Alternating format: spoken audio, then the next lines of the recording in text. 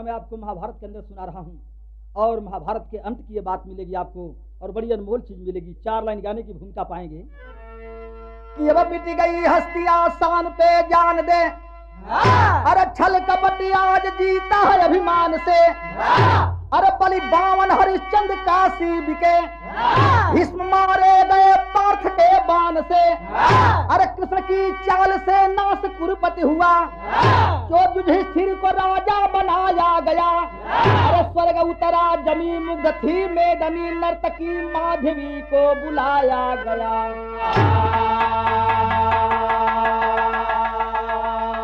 भाई साहब, महाभारत का अंत हो चुका है और भगवान कृष्ण की चालाकी से कुरुपत का नाश हो चुका है, युधिष्ठिर जी को राजा बना दिया गया और बड़ी बड़ा खुशी का वातावरण है। एक नर्तकी थी माधवी को बुलाकर राज दरबार में आज खुशी का एक जलसा मनाया जा रहा है।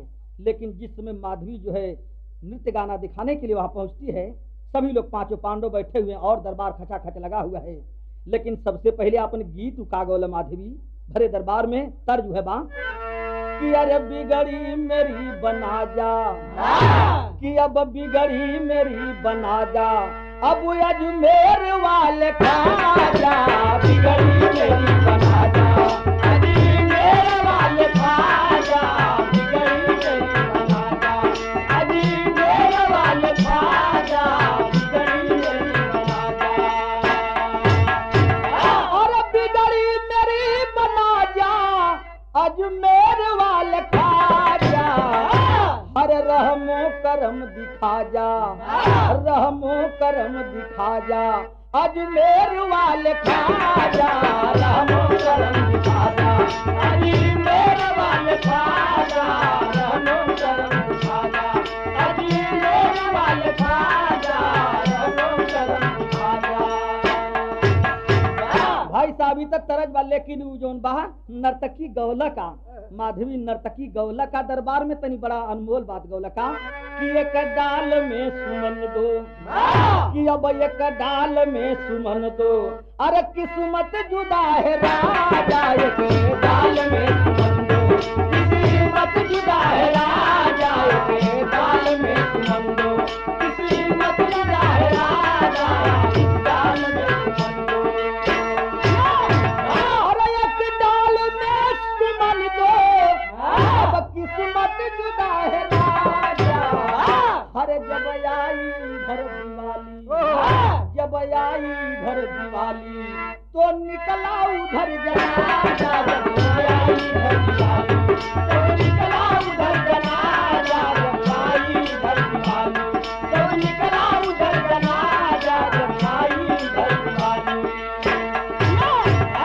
इतना बात सुनते ही महाराज युधिष्ठिर गुस्से में खड़े हो गए और कहते हैं कि नर्तकी ये गाना मत गा, ये गाना बंद कर दे, अगर सुनाना है तो कोई दूसरा गाना सुना। भैया जब दूसरा गाना सुनाओ बदे कहलन एक और गा दे। कौन गौ लगी तू तर्ज बदल गई कि बसी एक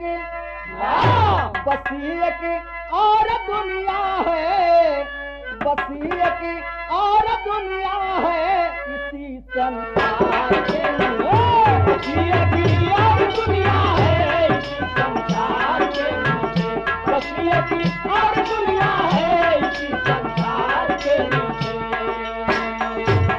और बसी एक और दुनिया है इसी संसार के नीचे, इसी संसार के नीचे पड़ गया सखियों का झूला, पड़ गया सखियों का झूला, कदम के भाव के पड़ गया सखियों का झूला, कदम के भाव के नीचे पड़ गया सखियों का झूला, कदम के भाव के नीचे। लेकिन युधिष्ठिर के मना कैले पर दूसर की लाइन गौला, का गौला कि दूसर गाना बदल का गौला कि लगा दे, कि अब लगा दे आग पानी में, लगा दे आग पानी में उसे ही मर्द कहते हैं, लगा दे आग पानी में उसे ही मर्द कहते हैं, लगा दे आग पानी में उसे ही मर्द कहते हैं, अरे लगा दे आग पानी में उसे ही मर्द कहते हैं, उसे ही करते हैं। अरे छिप कर वार जो करता, तो छिप कर वार जो करता उसे नामर्द कहते हैं। छिप कर वार जो करता उसे नामर्द कहते हैं। छिप कर वार जो करता उसे नामर्द कहते हैं। देखा जब ये बात गहुला कि जब आई इधर दिवाली तो निकला उधर जनाजा।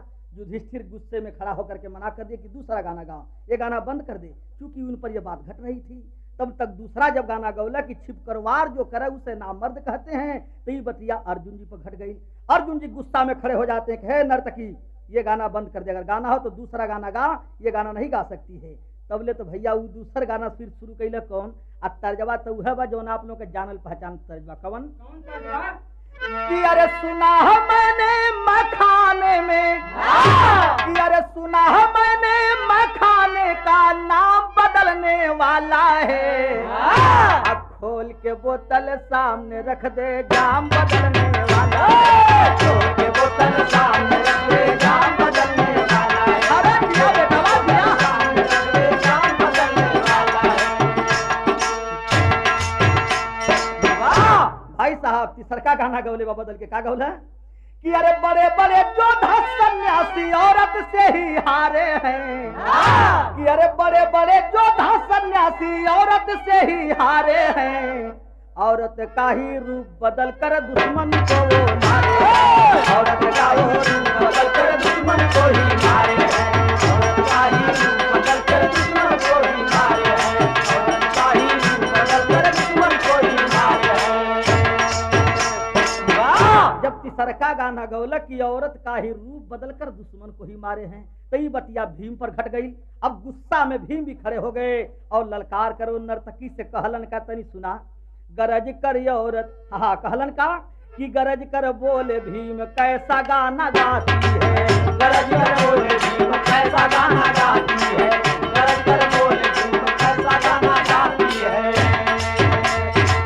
अरे गरज कर बोले भीम कैसा गाना गाती है। खुशी की जगह गर्म होती मेरी छाती है। सुन नर्तकी, आज बड़ा खुशी का मौसम रहल, खुशी का माहौल रहल, लेकिन तोर बात सुन करके हमरे शरीर में जौन बात गर्मी आ गई।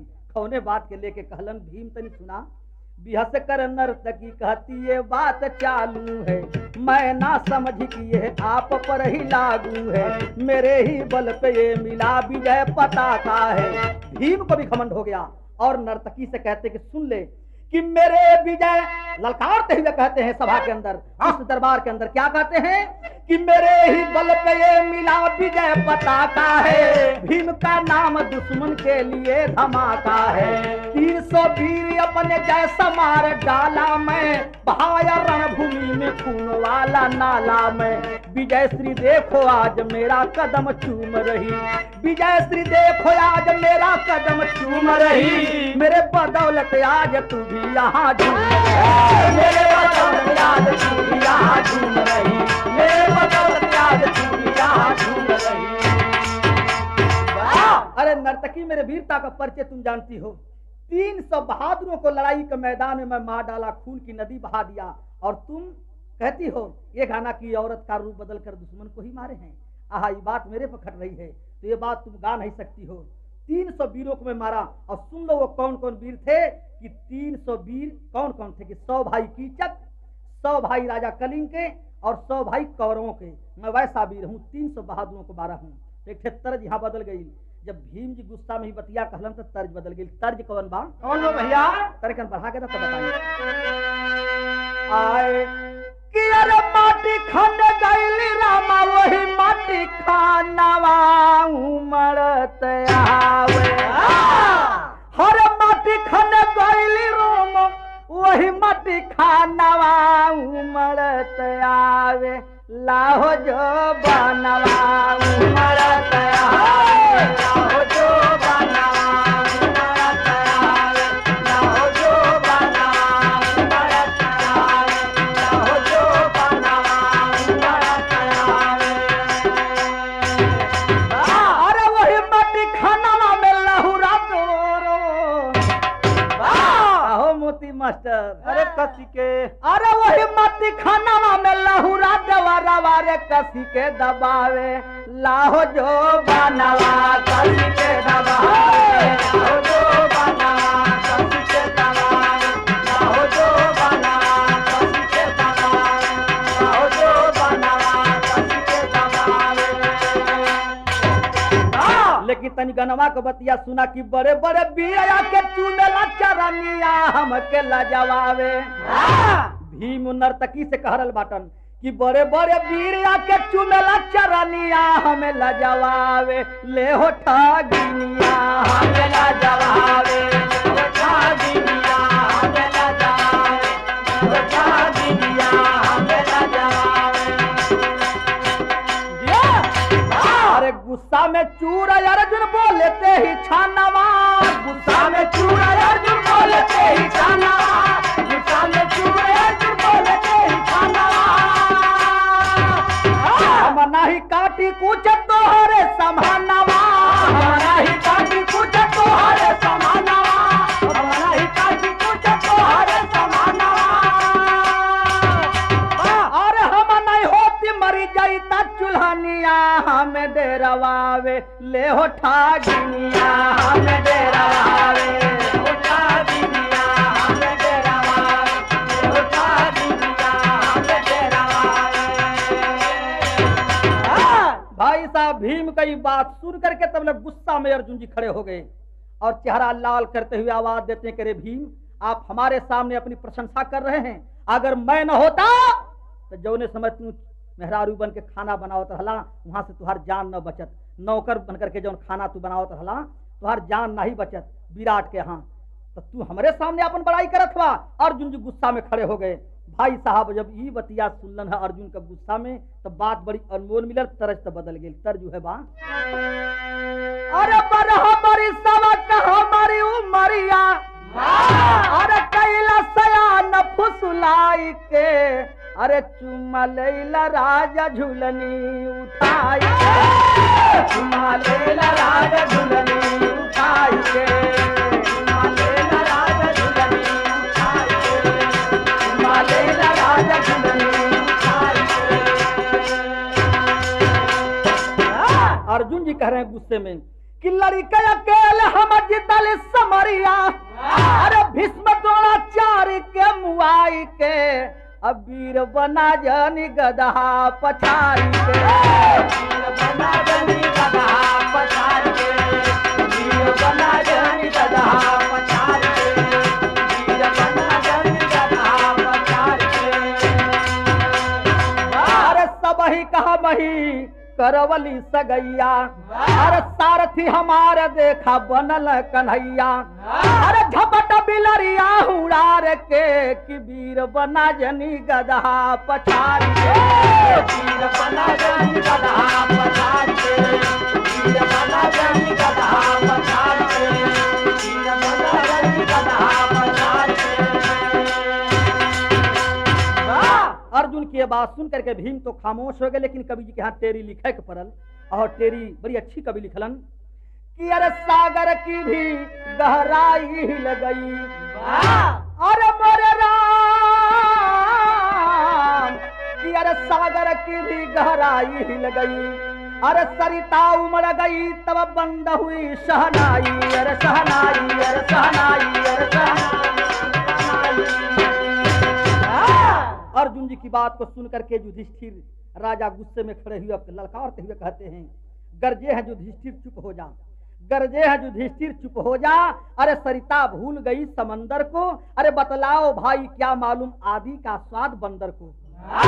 जब पक्ष सभी को मुआ दिया अरे जब पक्ष सभी को मुआ दिया उस समय कहाँ वीरताई थी जब यक्ष सभी को मुआ दिया। युधिष्ठिर जी कहलन अर्जुन जी से गुस्सा में कि वो समय तोहर वीरताई कहाँ रहल जौन यक्ष पानी लियावे खातिर गल हलाव सबके पारा पारी मुआ देले रहल। कहत हवन युधिष्ठिर जी कि जब यक्ष सभी को मुआ दिया उस समय कहाँ वीरताई थी अरे बल से बुद्धि बलवान हो हमने ही जान बचाई थी।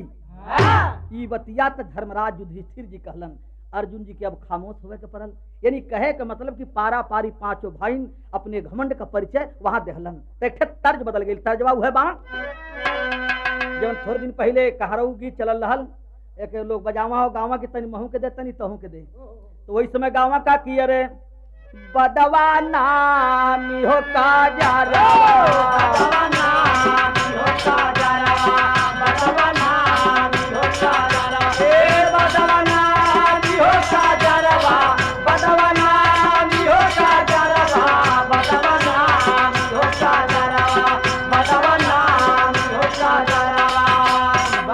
अरे गड़िया का टूटल जैसे झंखे गाड़ी नवा बसूला के टूटल लोहार गड़िया के टूटल जैसे झंखे गाड़ी नवा बसूला के टूटल लोहार गड़िया के टूटल जैसे झंखे गाड़ी नवा बसूला के टूटल लोहार हीन भइल जो बनावे झंखे का सबनिया कैसे कचली रोजगार हो का जा रवा बदवा नामी हो का जा बदवा नामी हो का जा बदवा नामी हो का जा। और ये समय यही के लोग बदल दहलन किया रे बाबा हो भैली गवानावा जो बाबा हो भैली गवानावा जो बाबा हो भैली गवानावा जो बाबा हो भैली गवानावा जो। अरे छतिया पर मोरे दुगो उठेला उठानावा छतिया पर मोरे दुगो उठेला उठानावा छतिया पर मोरे दुगो उठेला उठानावा। अरे हम जनल ही कि भइला कोनो रोग बाबा हो भइली गवानावा बाबा हो भइली गवानावा बाबा हो भइली गवानावा। लेकिन भाई साहब तनी युधिष्ठिर के बतिया सुना का भैल कि अरे भैया हो हमरो कवन बाटे गिनती भैया हो हमरो कवन बाटे गिनती भैया हो हमरो कवन बाटे गिनती कवन बाटे गिनती कवन बाटे गिनती भैया हो हमरो कवन बाटे गिनती भैया हो हमरो कवन बाटे गिनती। अरे तीनों त्रिलोकी मिला जीतल समरिया तीनों त्रिलोकी मिला जीतल समरिया तीनों त्रिलोकी मिला जीतल समरिया।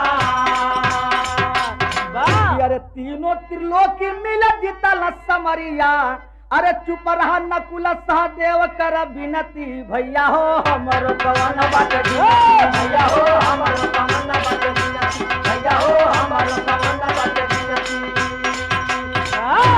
तबले तर नकुल सहदेव गोसिया के धर्मराज युधिष्ठिर भैया पर खड़ा हो गेलन कलन हमहन के सामने तू अपन बड़ाई करत बा। अरे तनी हमार बात सुना तर्ज बदल गई तर्ज है बा कौन भैया कि अरे मैं ससुराल नहीं जाऊंगी अरे मैं ससुराल नहीं जाऊंगी डोली ले जा कहाँ रो मैं ससुराल नहीं जाऊंगी डोली ले जा कहाँ रो मैं ससुराल नहीं जाऊंगी डोली ले जा कहाँ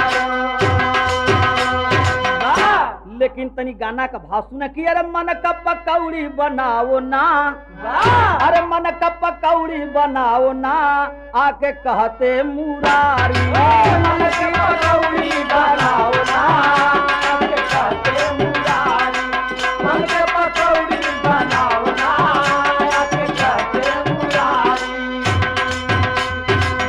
के करे हाथ विजय मिली भाई बरबरी का कासिर दे बताई अरे पट्ठा मेरे साथ आओ ना या के बोले मुरारी पट्ठा मेरे साथ आओ ना या के बोले मुरारी पट्ठा मेरे साथ आओ ना या के बोले मुरारी। ए भाई साहब कन्हैया जी पहुंच गए कल हमारे सामने तू लोगन पांचों पांडव अपन घमंड बतियावत बा बड़ाई बतियावत हर विजय हमरे बल पर मिलल। अगर विश्वास न चला बर्बरी के गर्दन बताई साफ साफ भगवान लिया कर जहां बर्बरी के गर्दन टंगल रहल कुरुक्षेत्र के मैदान में जब वहां लेकर के पहुंचलन भैया त का कहत बाटन सुनला ए कि देखा तस्वीर हसाला ठठाई से अंत तक दिया बतलाई कांधा को शीश झुकाओ ना या के बोले मुरा कांधा को शीश झुकाओ ना या के बोले मुरा कांधा को शीश झुकाओ ना या के बोले मुरारी। साफ साफ बात शुरू से अंत तक बर्बरी के गर्दन बतौल और जब बर्बरी के गर्दन बतौल तो पांचों भाई बड़ा शर्मिंदा में भइलन। और जब शर्मिंदा में भइलन त तर्जवा बदल गई और तरज जो है बात तने कन बढ़ा दे मास्टर।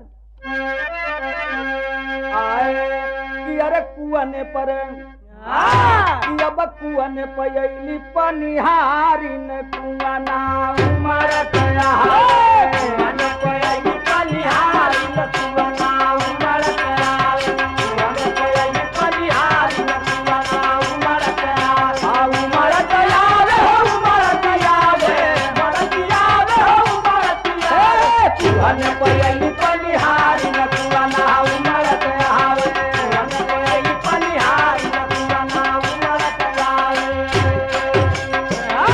सफल भइल रजनीत जीत कान्हा के भइली सफल भइल रजनीत जीत कान्हा के भइली सफल भइल रजनीत जीत कान्हा के भइली सफल भइल रजनीत जीत कान्हा के भइली।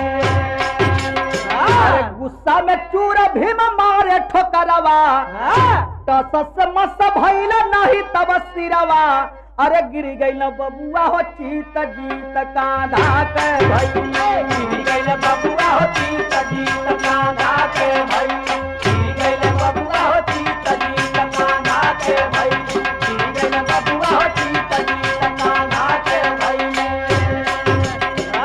गुस्सा में भीम वही बरबरी के मूड़ी पर एक लात मरलन लेकिन टस से मसू गर्दन तनिक ना भयल और हंसा लगल ठठा करी भगवान का मर्जी देखा।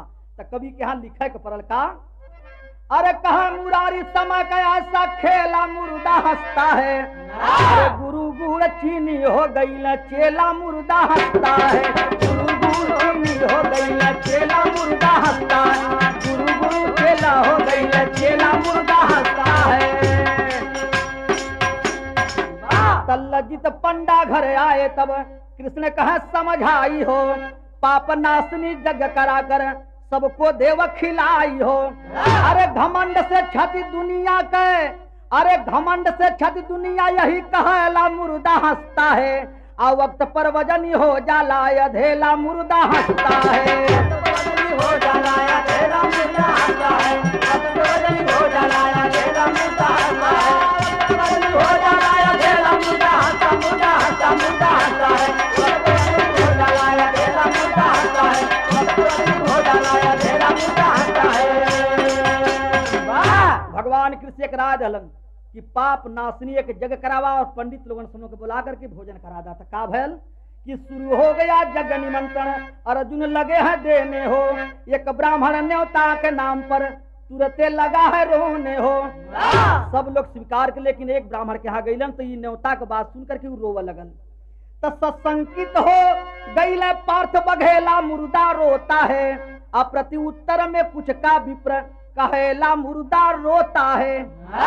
भाई साहब रोले के अलावा कुछ कहला नहीं लौट करके चलिलन और पार्थ जब लौट करके इलन न्योता देव गलन तो यहाँ का भाव कवि के लिखे के पर सदर आल्हा में का अरे सरिता का बाढ़ बरसतिये में होला अरे चढ़त गहन धैले ले हो करार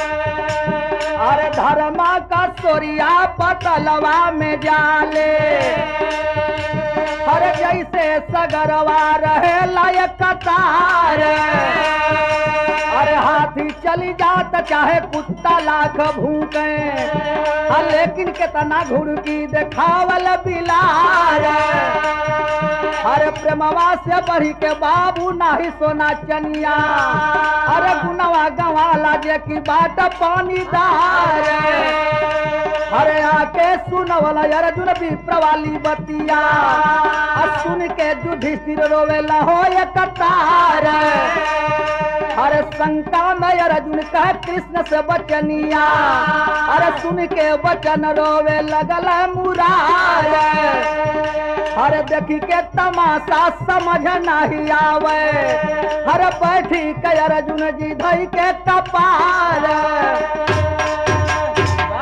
पंडित वाली बात जब आकर के धर्मराज से बतौलन इहो रोवे लगलन फिर वह बात जाकर कन्हैया से बतौलन उहो रोवे लगलन तब एक बात मिलल कवन चीज अरे बोला अर्जुन देरी जनी लगावा भगवान हमके रोवे ककर नवा बतावा भगवान हमके रोवे ककर नवा बतावा भगवान हमके रोवे ककर नवा बतावा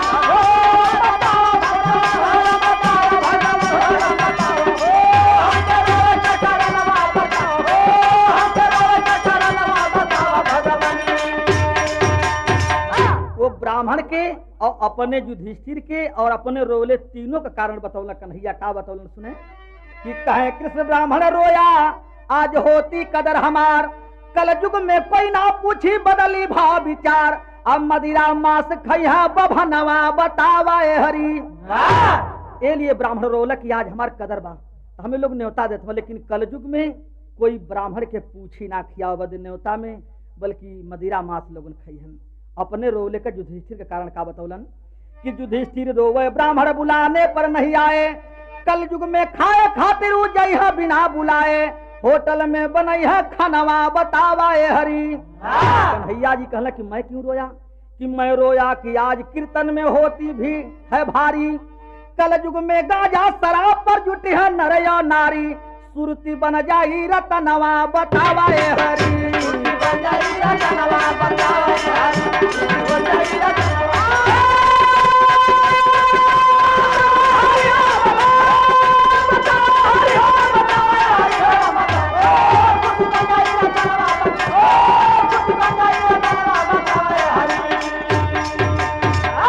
तीनों बात बतौलन कि कलयुग में गांजा शराब पर जुटी है नरियो नारी, सुरती बन जाई रतनवा बतावाए हरी।